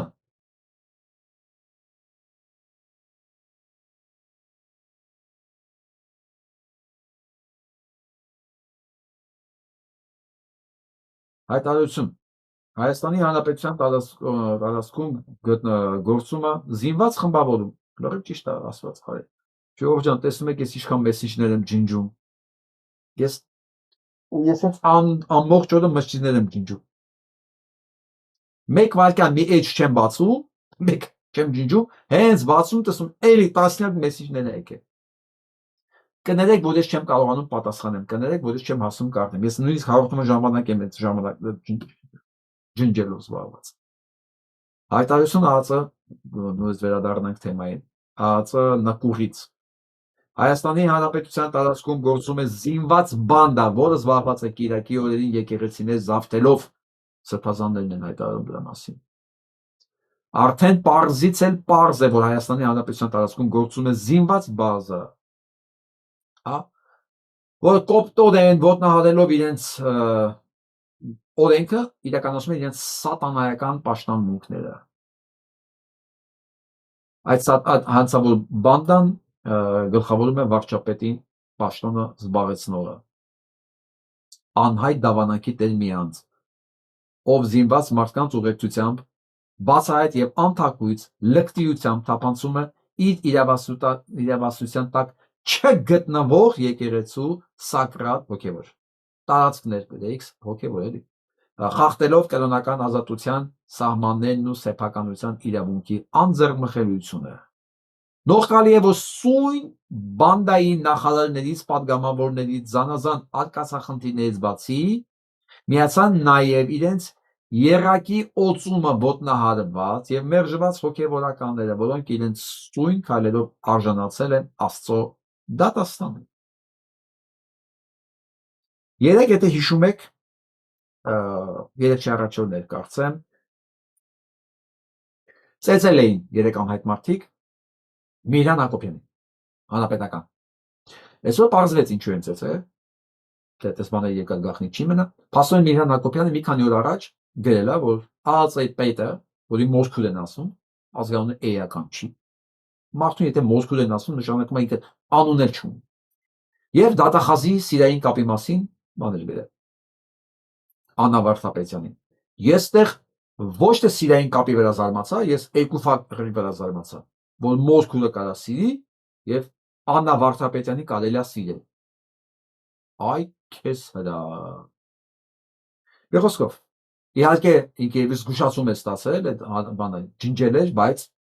ծեծից չկարողացավ խուսափել Միրանը։ Ես նման ինֆորմացիա ստացել եմ մոտավորապես 1 շաբաթ առաջ, որ կասեք sense բան կա։ Բնականաբար ես դա չի ասել, որտեղ դա իմ բանը չի։ Ոճը չի, ես ընտանիքներ չեմ մտնում։ Չնայած դեմ չեմ, որ դրանց հանենք մայրուղի, բայց ես չեմ ուզում դառնա իմ օրակարգը, հələ ոչ չի դառել։ Բայց հիմա սկսեցի ուրիշ բանի մասին մտածել, բացի այն, որ մոսկուլը կարող է սիրի եւ Աննային կարելի է սիրել, դա մի կողմ։ Ես մտածեցի, բա որ հանգարց տեսա դոգու դուրս եկավ ձեր այդ ինչա լինել։ Եթե դուք կարող եք այդ ինֆորմացիայի պատճառով Միրան բան Հակոբյան ծեծել, բա դոգին ինչ եք անելու։ Ես մի տարի մոտավորապես 10 ամիս։ Հա, 10 ամիս ձեր ակաժները խախանվել է։ Ձեր կանայք ձեր մասին չգիտեն, չեն լսում։ Ասում են այդ հայտարարությունից հետո մոսկուլի տանը կռիվ ա եկել։ Գյուղացի մոսկուլի տանը կռիվ եկել։ Հեսա դուս ա գալիս։ Ես ես բոլոր քպեականներին ասեմ, ծերից ծեր, կին թե տղամարդ, էական չի։ Պատրաստվեք։ Դանակ պատառակախ սրեք ու նստեք ձեր տանը։ Եթե դա իրավաց Դա իհարկե ձեր համար էական է, որովհետև էլ ասենք Սրբուի Գալյանի համար էական էր, ով է ինքը, իր մասին ինչ մենք գիտենք, ինքը վաղուց ինքնասպան է եղել։ Իրեն տնից վռնդել էին, բայց քանի որ մեր հանրապետականը պարզ է, ինչ չի վռնդել, դե մայրն էլ է նույն ճանապարհը անցել, ոնց որ իր աղջիկը, եւ ասել աղջիկ ջան, նախարար ասնելու ճանապարհը դա է։ Ամենազդեցիկ գործիքը, որ դու կարող ես օգտագործել քո կարիերայի համար, դա է։ Տես ես ինչ կարիերա եմ արել։ Իհարկե իր մաքսիմումը դպրոցի տնօրենն էր, բայց ստաբիլ դպրոցի տնօրենն էր, ստաբիլ։ Դա Հայաստանում դա էր թեմա էլի։ Ինչ որ է։ Դե սպասենք տեսնենք, բայց դուք պոտենցիալ իմացեք, ով հանրապետական չասեմ, մենակ։ ԿՊ-յականի հետ կամ ԿՊ-ի հետ կապված ուժայինների հետ մեծ աշխատող մարդիկ, ով տան մեջ մարդ ունի, ամուսին կամ կին, էական չի։ Դանակ պատառաքարները սրեք ու սպասեք ինֆորմացիաների։ Հիմա սա եմ ձեզ ուզում ցույց տամ, վերադառնում ենք հոգևոր մասին։ Այսօր մի շատ հայտնի եւ բարձրաստիճան հոգևորականի հետ կապնվեց եւ ասեց դուք նկատել եք Միրզախանյանի խոսքի մեջ երբ որ վիժվածքը տալինում էր Էստոնիայում նա ինչ ասեց ասեցի ես չեմ հիշում ես ուղղակի այն հանգամանքը որ մենակ ինքն դերել արդեն աղոթում է սրա համար ինձ դա էր բանալել ես դետալները չեմ հիշում եւ ուղարկեց նայեցի ինձ էլ հուշեց որ մասին է խոսքը ուզում եմ միասին լսենք եւ ճանաչեցիք հա դոկտոր Մահին ինքը կանգնած աղոթում աշխարհի ամենասատանիստ կերպարը սա իր բառն է որ իր համար Շարլ Պերոյի հեքիաթներն ավելի համոզիչ են քան Աստվածաշունչը բայց հիմա լուրջ դեմքում ինքը դե բան կանգնած է լսենք ով է Միրզախանյանն եւ ինչ ասում դե Ոտքն է որ պարոն վարչապետ ձեր այդ ծրագրերը որ ունեք խաղաղության եւ մեր Հայաստանի հարևանների հետ հաշտության դինի հաջողության մեր աղոթքն է որ որպես եվրոպական երկրների հավատացյալներ, քաղաքացիներ եւ առաջնորդ մեր երկիրը դեպի Եվրոմիություն իր քայլերն անի Հասուն ինքը նախ ասեմ որ այս ամբողջ գործընթացի միջնորդ կաթողիկան հոգևորականների հետ խոսալ համոզել դրված է այս սատանայի վրա որին վռնդել են իր հայտարարածից Վրաստանից իր քահանայի կնոջ հետ հարաբերություններ ունենալու համար հայտարար ձևով իրան դատելու իրան փիլոնազուր կանելու փոխարեն երկար ժամանակ խնդրել են մանվել են խառնել ժամանակի մեջ որ բարեխոսի կաթողիկոսի մոտ որ իրան չփիլոնազրկեն այլ մի հատ աշխատանքի տեղափոխեն արդյունք այսօր քաղում է կաթողիկոսը մի խոսքով սա է զբաղվում սա է միջնորդը սա է շփվում մարդկանց հետ քաշելու վախացնելու գայթակղելու Փաշինյան Նիկոլի համար գործանողը ու սա շնորհակալություն հայտնում խաղաղության համար այն ինչ որ բերել է շնորհակալություն հայտնում հազարավոր սպանված երեխեքին սպանելու համար հայրենազրկելու համար եւ դա ներկայացնում է որպես ճանապարհ դեպի Եվրոպա բայց սա ամենը չի որովհետեւ մեր քրիստոնեությունը եկել է իրականության մեջ արևմուտքից լսեցիք որովհետև մեր քրիստոնեությունը իրականության մեջ եկել է արևմուտքից այս բառն էր որ ես բաց էի թողել որտեղ ես չէի լսել այս տեքստը ես այս տեսանի նայել էի ու արդեն իմ համար բաց է սկիզբը Հայաստանում քանի հոգի կա որ մտածում է քրիստոնեությունը արևմուտքից է եկել մեր մոտ Հայաստան դա ո՞րն է Հայաստան քրիստոնեությունը եկել է հենց անմիջապես Քրիստոսի առաքյալների ձեռքով կողմից դեռ Աբգար թագավորը Քրիստոսի ժամանակա ընդունել դա հավատացել լավ ավատ այս դամասի չեմ խոսում բայց Հայաստանում քրիստոնեությունը չի եկել արևմուտքից բացարձակապես եթե նկատի ունի լուսավորչին որը ոչ թե բերեց քրիստոնեությունը այլ բերեց ջհուդա քրիստոնեությունը որով մեզ ասում են տառապիր տարապիր ու քո բաժինը դա է, որ իմ կարծիքով քրիստոնեությունը շատ քիչ կապ ունի։ Ինչ որ է։ Ամեն դեպքում։ Եվրոպայից է եկել քրիստոնեությունը մեր մոտ, թե արևելքից։ Ինչ ինեկատունի Եվրոպայից է եկել։ Դա հղումը մեզ նախապատրաստում է կաթոլիկ եկեղեցու գերակայություն կամ Հռոմի պապի ենթակայության տակ անցնելու մոտավորապես հեռանկար։ Դա Հռոմն է։ Իրականության մեջ Հայաստան քրիստոնեությունը եկել է Հռոմից։ Նշանակում է մենք ընդեղի վաղ թե ուշ պետք է բաժին դառնանք։ Հիմա շատ են խոսակցությունները, ով է քանդում Հայաստանի եկեղեցին, ռուսական եկեղեցին թե կաթոլիկ եկեղեցին։ Որտեղ երկուսն էլ երազում են նորմա մասին, երբ որ հայ առաքելական անկախ եկեղեցի պետքա չլինի, երբ որ ամբողջ գանձարանը, ամբողջ եկամուտները, ամբողջ ազդեցությունը Սփյուռքի վրա, Հայաստանի վրա եւ այլն պետք է անցնի կամ են կողմ կամ են կողմ։ Այստեղ կարծիքները բաժանվում են։ Ուղղափառ եկեղեցին է KGB-ի ձեռով ջարդում։ Թե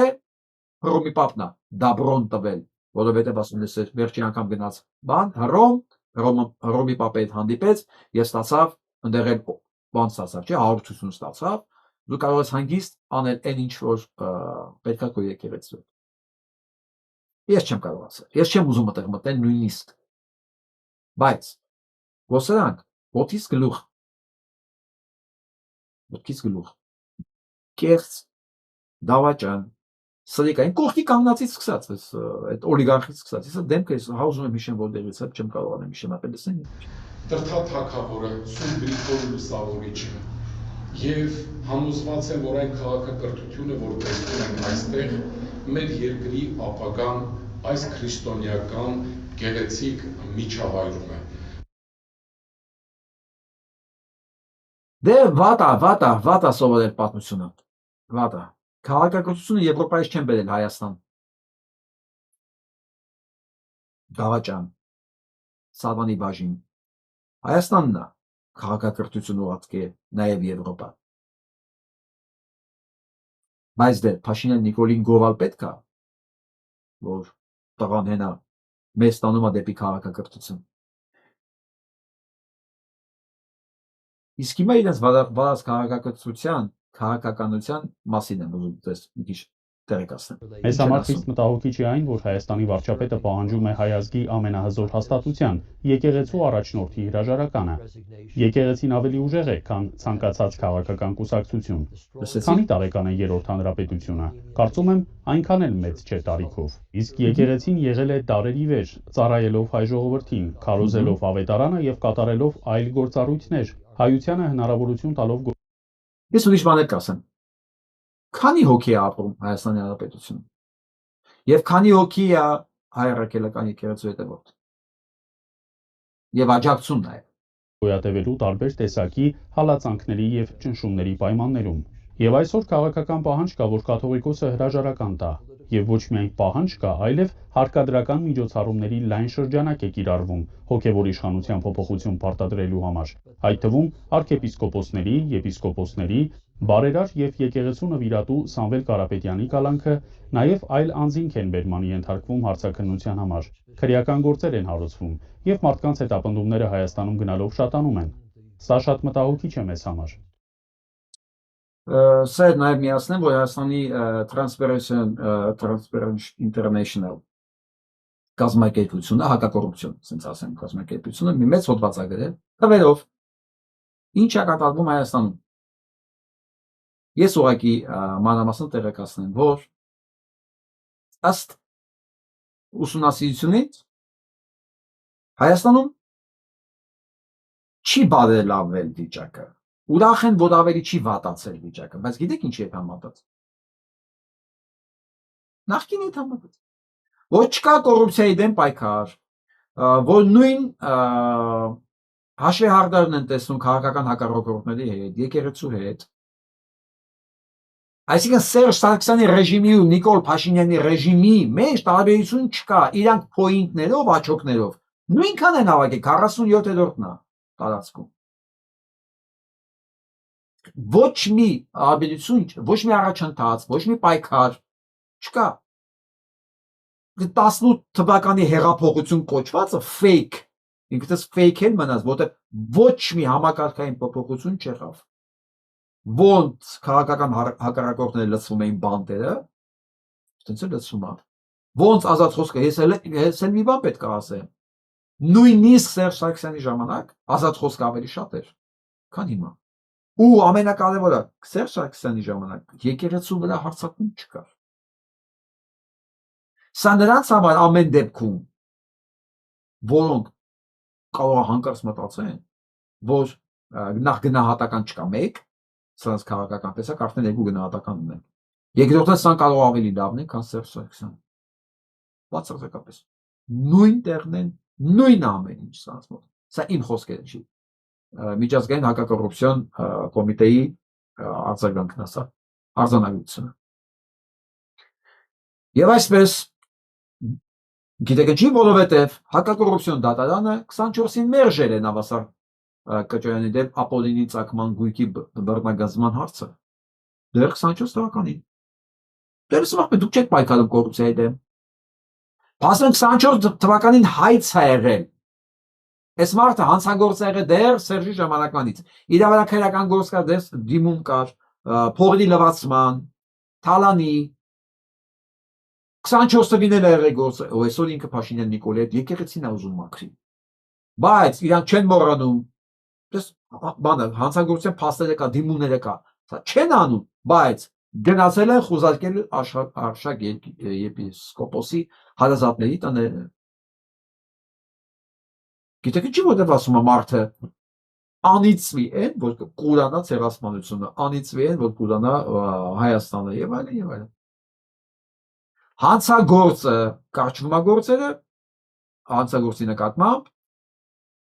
ոչ իշխանական քահանայի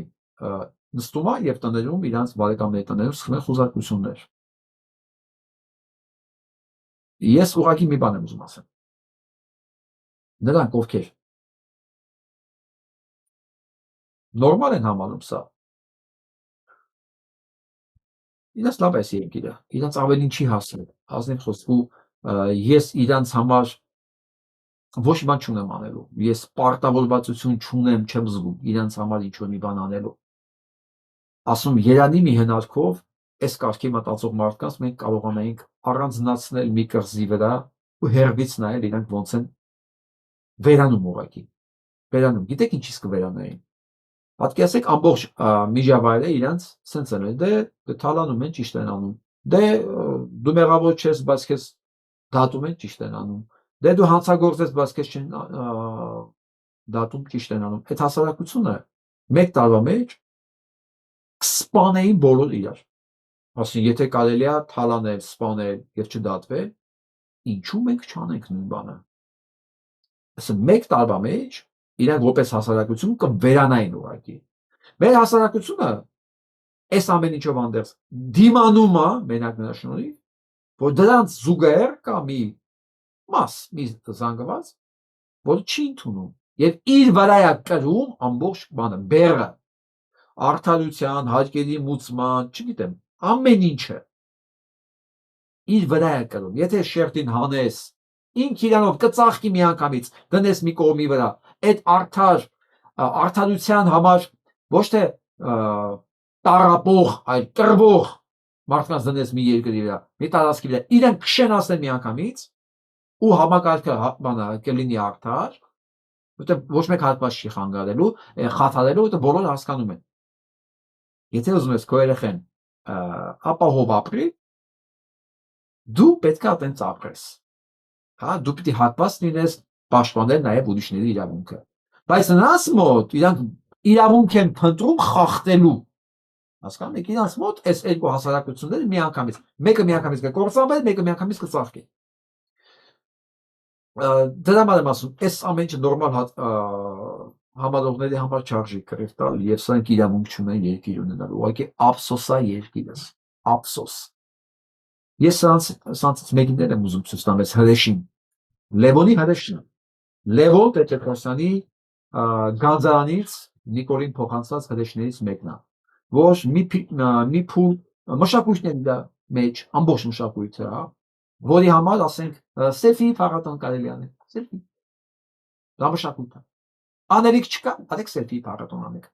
Արեք գոլ գլվան փողոցներում։ Հետո միանգամից դառնում ամենակարևոր ժամանակ Հայաստանի դեսպանը Ամերիկայի Միացյալ Նահանգներում, որ հանկարծ Ամերիկայի Միացյալ Նահանգները ոչ մի ձևով չմիջամտի Հայաստանի գործերին օգնելու նպատակով։ Սա պատերազմի ժամանակ էր։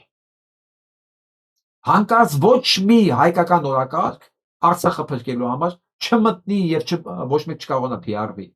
ոչ մեկ չկարողանա քաղաքական գործունեություն ծավալի, որտեղ այդ մարմինները աշխատում են պետական մարմինների հետ։ Դեսպանը ունես, քո շահերը պետքա դեսպանը նշան ներկայացնի։ Դեսպանը ոչ միայն չի ներկայացնում, այլև ռմբակոծումը հնարավոր իրակապելով այն ինչ որ կարող է ցանկի։ Սա հրեշն է։ Հիմա այնտեղ գործը ավարտելուց հետո եկել ու դարձել ամերիկյան համալսարանի հիմնադրամի հոգաբարձուների խորհրդի անդամ։ Հիմա էլ երևի վաղվանից կամ չգիտեմ երբանից իր մեջ ալենելու նաև ոչ միայն ամերիկան, ոչ միայն հայկական մշակույթ, այլև հայ-ամերիկյան համալսարան, այսինքն Հայաստանի ամերիկյան համալսարանը։ Ու ո՞նց է նշանակվել։ Ամերիկյան համալսարանը ինքը հայտնի է եղել որպես ազատ միջավայր, որտեղ տարբեր քաղաքական նախասիրություններ ունեցող մարդիկ զուգահեռ աշխատել են։ Եվ դրա համար էլ իր անկախության համար միշտ եղել է սրանց թիրախում, այս ճիվաղների թիրախում։ Եվ կարողացել են տարբեր ձևերով, հա, հասնել նրան, որ Լևոնի ճուտ, սա բոլորը նույն տեղից են, նույն։ Դառնա այդ հոգաբարձուների խորհրդի անդամ։ Այսինքն կարելի ասել, որ սա էլ կուսակցական ասպավ։ Այս ամեն ինչից բողոքող Միլան Հակոբյաններ եւ չգիտեմ Աշոտյաններ բան, ես ես հիշացնեմ, որ այս կեղտը հիմա ինչ որ դուք լափում եք, մենք դրա մեջ ենք։ Դա հիմնադրվել է նաեւ ձեր ձեռքով։ Ձեզ ժամանակել ամբողջ կուսակցաբանը համասարաններն ու դպրոցներն էին հանրապետականացված։ Ամբողջ։ Այսինքն դուք այս ամեն ինչի հիմնադիրներից եք։ Այն ինչ որ մենք այսօր քաշում ենք նաև ձեր պատճառով։ Ոչ մի բան նորություն չկա։ Անում են այն ինչ որ արել եք դուք։ Ուղղակի ավելի ցինիկ, ավելի կեղտոտ ու ավելի վատ նպատակների համար։ Հասկացա՞ք, դրա համար եմ ասում։ Եթե ձեր նմաններին ազատեն գցենք մի երկրի վրա, դուք ձեզ կուտեք։ Դուք ձեզ կուտեք։ Գերովատանի ձեզ։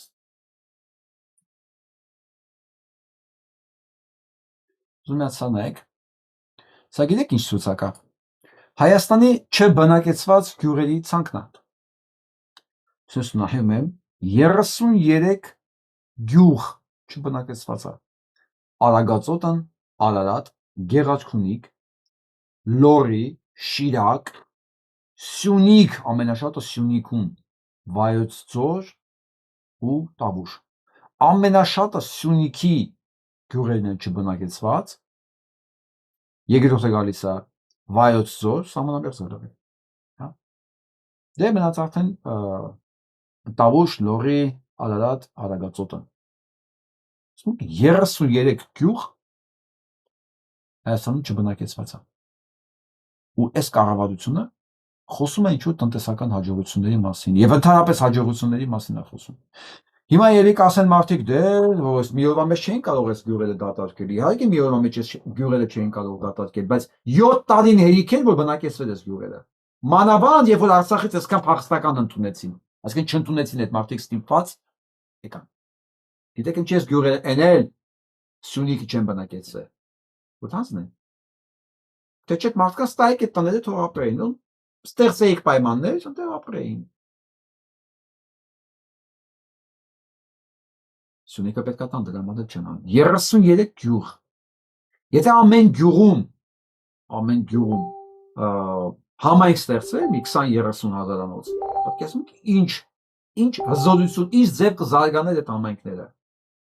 Ինչ ձև, ինչ, այսինքն ուղղակի այս մարդկանց տեղափոխել են, ոչ թե արհեստական արտագաղթ կամ ներգաղթ կազմակերպել։ Հիմա չգիտեմ 100,000 են եկել։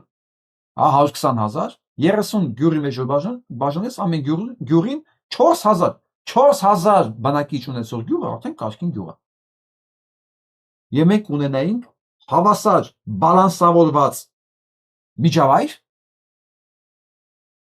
եւ բնակեցված գյուղեր։ Այս գյուղերի դատարկվելը չբնակեցվելը երկու նպատակ ունի։ Թուլացնել երկիրը մեկ, երկրորդը սա ադրբեջանցիներն են սպասում։ Դա հետո ասելու են մեր շահից է, առևտրի համար կարևոր է որ այդ գյուղերում մարդիկ ապրեն։ Փող են բերելու, բան են անելու, կհամոզեն։ Չհավատակ այս տականքներից ամեն ինչ հնարավոր է սպասել, բայց փաստը վերցնենք մի բան։ Հայաստանում քանի հոգի գիտելու 33 գյուղ իրակ չբնակեցված է։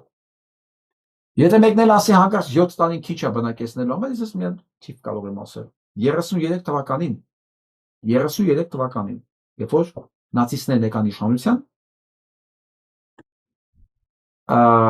մի հաց գնելու համար կիլոյով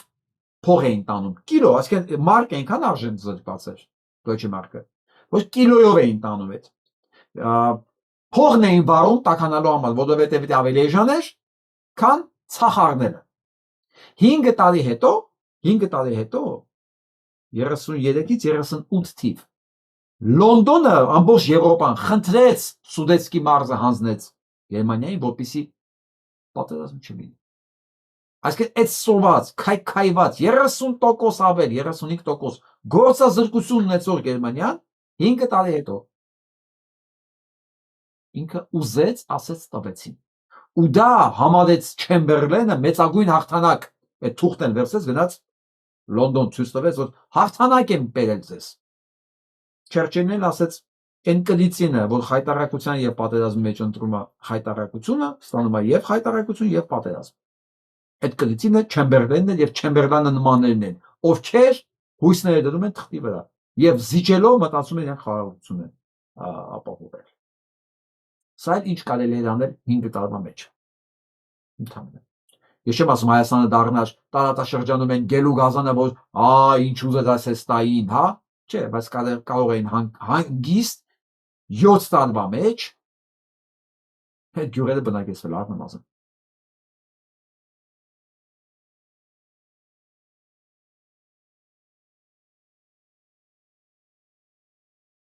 Հաջորդի։ Գնանք Ամերիկայի մեծ նահանգներ։ Լնենք։ Թրամփը առաջարկում է Կորեայի սցենարը անի համար, Ուկրաինայի համար, ու պնդում է, ու բոլորը պնդում են։ Մի մեծ կռիվ է գնում Ուկրաինայի շուրջ։ Կամ Ուկրաինային կբաժանեն, կտան Ռուսաստանին, եւ Թրամփը դրան է մղում, ամեն ինչ, դե Իսրայելը դրան է մղում, Ռուսաստանը դրան է գնում։ Եվրոպան էլ հասկանում է, որ դրան գնալուց հետո իրանք բան չի մնում անելու, քան պատրաստվել պատերազմի Ռուսաստանի հետ։ Դեռ վերջնական հարցում չկա, Ուկրաինայում տրամադրությունները անկումային է, իսկ Ուկրաինայի ներկայացուցիչը ՄԱԿ-ում գիտեք ինչ ասեց աշխարհին։ Ասեց Ուկրաինան չի վաճառվում։ Սա Չերկեզովսկի բազարը չի Մոսկվայի, որ դրել է Ուկրաինային վաճառքի, հա։ Ու Ուկրաինայի ճակատագիրը սուվերենությունը եւ ամեն ինչ որոշում է Ուկրաինայի ժողովուրդը։ Ու թեման փակված է։ Ախ, ասեցի։ Բախ Երանի թե մենք այս կարգի կառավարություն եւ ներկայացություն ունենայինք ՄԱԿ-ում, որ ասել Հայաստանը չի վաճառվում, Արցախը չի վաճառվում։ Եղավ, այնտեղ Մինսկի խումբ կա, այս էլ իրենց առաջարկությունն է, ու sense պետք է այդ հարցերը լուծվի։ Բայց դա փոխարեն մենք ունեցանք ուրիշ բան։ Գերագույն գլխավոր հանցագործի հայտարարությունը այն մասին, որ հենց ցեղասպանության օրերին Հայաստանում, Արցախում ոչ մեկին ոչ մի վտանգ չի սպառնում։ Իմիջիալոց բոլորը, ովքեր աջակցում են Ճիվաղին, իրենք պետքա այս պատասխանատվությունը իրենց վրա կրեն։ Իրանք չեն կարող ասեն մարգատի նման, էսի լավ է, էսի վատ է, էսի լավ է, էսի վատ է, այստեղ աշխատեց, թե չաշխատեց։ Չէ։ Այս խոսքերի, այս գործողությունների համար ամեն մեկը, որ ինչ որ ձև օգնում է Ճիվաղին, նա ամեն ինչի համար հանցագործը պատասխանատու։ Մենք դրա մասին չենք մոռանում։ Մենք ուղղակի հիշացնում ենք իրենց պարբերաբար, որ կապտորը пишет, Մենք էլ մեր բաժինով ենք, չէ՞ դերում։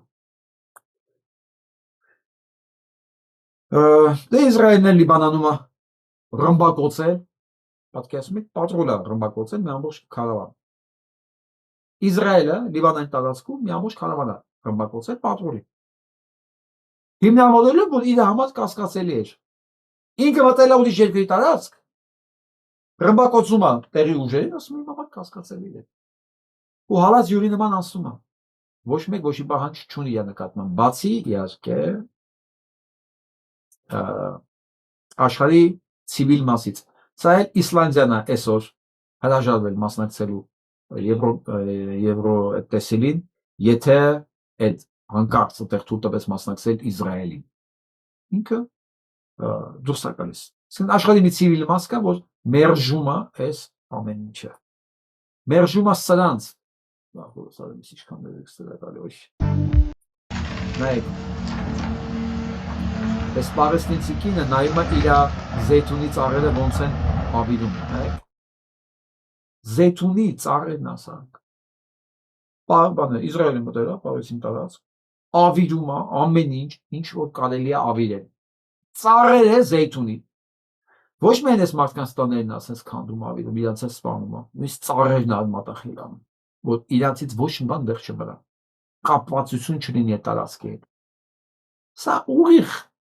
մեկը մեկին այն է, ինչ որ արվել է Հայաստանի հետ, հիմա արվում է Արցախի հետ, Արևմտյան Հայաստանի հետ։ Մեկը մեկին։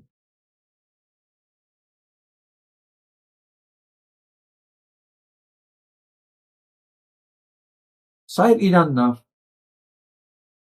Իրանը հայտարարել է, որ առաջի իսկ կոնֆլիկտի ժամանակ Իրանը հայտարարում է, Իսրայելը հայտարարում է, որ ինքը պետք է գրողի, ինքը ցույց չի տալու Իրանին իր միջուկային ծրագիր իրականացնել, այսօր ցույց է տվել իր վերջի բալիստիկ հրթիռները, որ այս 5 ամսվա մեջ ինքը կարողացել է վերականգնի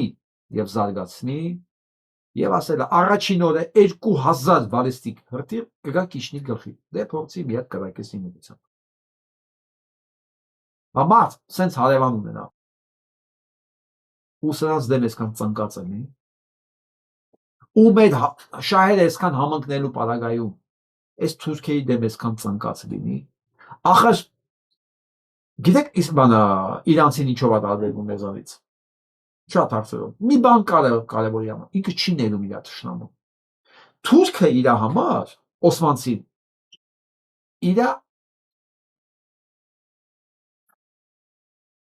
իր թշնամին է։ Իր ոչ թե գենետիկ մակարդակի վրա, իր համոզմունքի մակարդակի վրա թշնամին է։ Իրանք չեն մոռացել, որ իրանց հսկայական հազարավոր տարիների մշակույթը, որ այսօր ինչու մի բան պահել են, դա վերածվել է օսմանցիների կողմից, սելջուկների կողմից, որ իրենց 300 տարի մոտարապես կոտորել, սպանել, կրոնափող, դավանափող, մի խոսքով աշխատել են ամեն ինչ անեն, որ վերան այդ ազգի տեսակը, հենց սելջուկները, իրանք դա չեն մոռացել։ Իրանց մոտ ինչքան կեղտոտ, վատ ասացվածքներ կա, կապված է Թուրքի հետ։ Թվում է թե իրանք էլ են մահմեդական, նրանք են ոչ։ Չէ։ Այ ոնց որ մենք ենք քրիստոնեությունը հայացրել, իրանք էլ են մահմեդականությունը իրանցով արել։ Դա մալ աշխարհի համար կա շիաներ եւ կան սունիներ։ Սունիները չեն ընդունում իրանցիներին որպես մահմեդականներ։ Դա մայրս մեր մեջ այնքան ընդհանուր բան կա իրանցիներ։ Երկուսս էլ գիտենք ինչա նշանակում թուրք։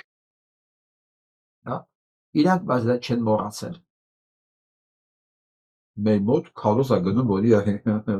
հա ինչ անենք, լավ ասենք։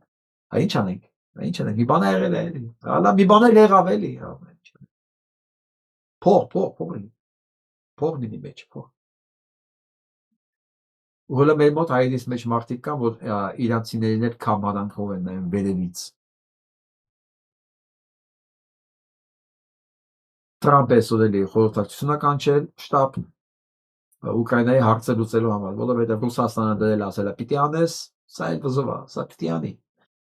Սա պիտի անի, որովհետև այն կարգի խոսելի, որ Ուկրաինան է, իրան շատ չկա դիմադրողականություն եւ ընտրության հարց։ Ախել է էս մեսիջները դինգեմ։ Լսենք սա։ Համար են եկե, այդ զիվոններն ու կան գնացին կորան, հեշ մեկը տեղը ջաշ չեկակ, հմի փորը ցցե, աշխատանացը բանեկե, լսվե եկել եք Լեռնադան։ Լեռնադանը ոչ հանցագործ է ունեցել։ Լեռնադանն եղել է քաղաքը։ Դուք չեք վիրավորվել, ճանդեշի դաշեք։ Երկու մետր է փոս։ Կիսատ վարտանի համար ամբողջ Երևանը շարժի արի եկել է։ Այս մարդկանց դեպքը գիտեք ինչ եմ ցույց տալի։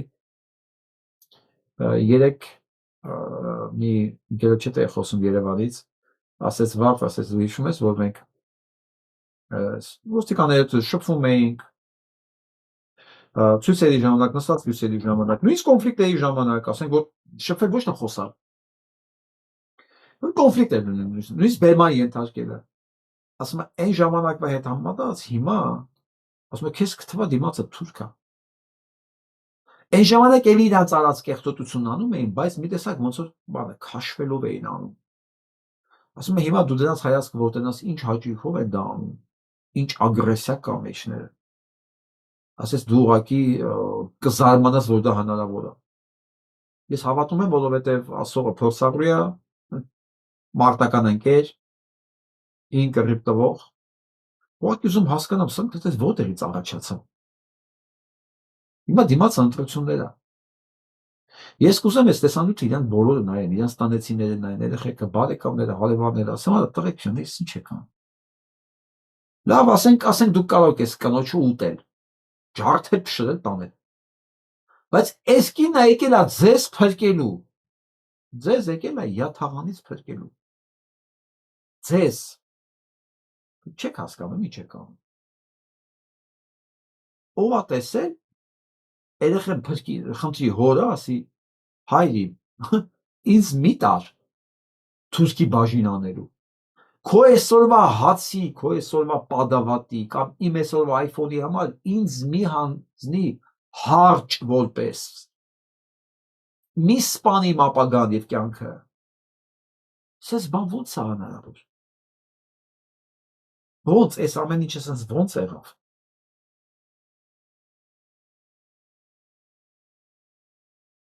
Եվ վերջում ուզում եմ այս բարեմաղթանքներով ավարտենք։ Հայասպան, հայակեր մարդիկ են կպը, ամբողջ կպն պտի գնցությունը պտի խեսվին են։ Հետ են դրաստմանները Ստալինի ճիշտ արը, այս դրաստմաններին պտի պատին դեմ տան հելելեսի չեր ես խոսում դու։ Ոչինչ, դրանց ժամանակներ կգաս, ես չի մնում։ Հերիք հա, սաղ արդեն խապեցիր, դաշ ենով որ իրա կողմնակիզը նրանք էլ թքում դրա երեսի, չեն էլ ուզում երեսը տենան, պատկերը տեսնան, սկզբից էլ միջև վերջ դեմ եմ եղել, որտև ինքն ով էր, որ գար իշխանության, միակ մարդ պետք է մտածել, չէ, ով էր ինքը, հիմարի մեկը քեզ դրել ես եսի միջի տեղ, քեզ հավատացողներն են, ապուշ, որ այսօր մեզ բերինք ծնեսյան, քեզ պաշտպանողները, իրա կողքին կաղնողները, բոլորն են մեղավոր են, բոլորը։ Արդեն գիտեք հիվանդանում եմ, սիրտս ցավում է, այնքան դեղեր եմ խմում, գիշեր դրա այդ բաները որ նայում եմ, չէ՞, ձենը անգամ անդուրա, անհաճելի է։ Բակնիկը քեզ մոդել տեղեզա չոփուր, մի հատ մեկը քեզ նայի, մոդել տեղեզել չես էլ ամանչում, թե ուզում ես շեղած լինես, շեղվել չի լինելու։ Դու պետք է պատասխան տաս։ Մենակ կոֆեն գնա Իտալիա ամնան ղրերի կատու խմիկա։ Այս ինչ որ ես կինը ասեց, այս բարեմաղթանքները, այս մենակ Նիկոլին չի վերաբերվում։ Բոլոր նրանց, ովքեր իրար օգնում են, ուժայիններից սկսած մինչև իր վերջի պրոպագանդիստը։ Վերջի։ Դատախազներ, դատավորներ, պատգամավոր, դիմություն, Սերժիկի համար աշատող, Ռոբիկի համար աշատող։ Դուք բոլորը նույնն եք, նույն գործն եք անում։ Այս կնոջ ասածը ձեզ բոլորին է վերաբերում։ Դուք ոնց եք ապրում մի միջավայրում, ասենք այդ մարդիկ ձեզ մահն են, ձեզ մեռնելն են ուզում, ձեր ոչնչանալն են ուզում, այսքան անեծք ձեր վրա, ոնց եք ապրում, դուք ոնց եք տանը հաց ուտում, ոնց եք ձեր երեխեքին գրկում, ես որպես մարդ ուղղակի, որպես հետազոտող, ինձ նենց հետաքրքիր է, ինձ ուղղակի հետաքրքիր է, որպես մարդ ես ուզում եմ հասկանալ, դա ոնց է հնարավոր։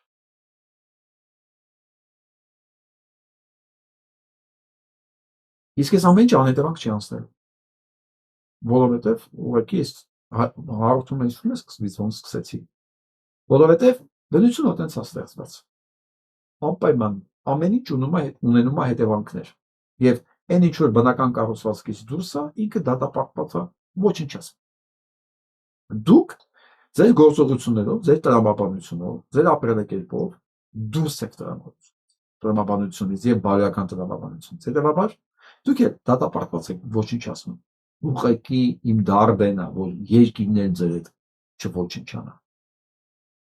Բայց եթե մեր ուժը չհերիքես ձեզ փրկելու համար, ուրեմն ունենանք այն ինչ որ դուք կբերեք մեր գլխին, նաև ձեր գլխին։ Հույսով եմ մենք քանակական եւ որակական առումով ամեն դեպքում գերակշիռ ենք, դե շատ բաներ կախված է նաև դիտողներից, տարածողներից եւ իրական գետնի վրա գործանողներից։ Գործաները սկսում են սան չհանդուրժելով, ուղիղ ճակատին ասելով։ Ինչպես այսօր Սյուզան Սարանդոտի մասին է ես դրել ֆիլմ, որ նայենք, ամերիկացի շատ հայտնի դերասանուհի, այսօր հայտարարեց, որ ինքը հասկանում է, որ լավ բաներից, կարևոր բաներից իրան կյանքում կարող է զրկվի, Հոլիվուդն է, իր ֆիլմերն են, իր նկարահանումներն են, բայց ինքը համաձայն է դրան։ Ինքը չի կարող լռել ճշմարտության դեմ ու չխոսալ։ Ինքը չի կարող հանգիստ նայել ոնց է ցեղասպանվում Պաղեստինի ժողովուրդը եւ չխոսել ցեղասպանության մասին։ Շատ բան չենք ուզում ես։ Մեզ շատ բան պետք չի հաղթելու համար։ Պետք է ուղղակի լինել ազնիվ։ Խոսել նրա մասին ինչ որ կա, առանց կեղծելու։ Գրողը տանի։ Ինչ պարզ բանաձև է։ Մի կեղծիր եւ դու կապրես լավ երկրում, ապահով երկրում։ Ընդամենը ինչ է մարդուց պահանջում։ Չի կեղծել։ Ինչ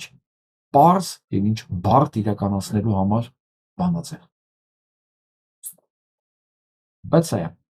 Այսօրվա մահալը հասկանում։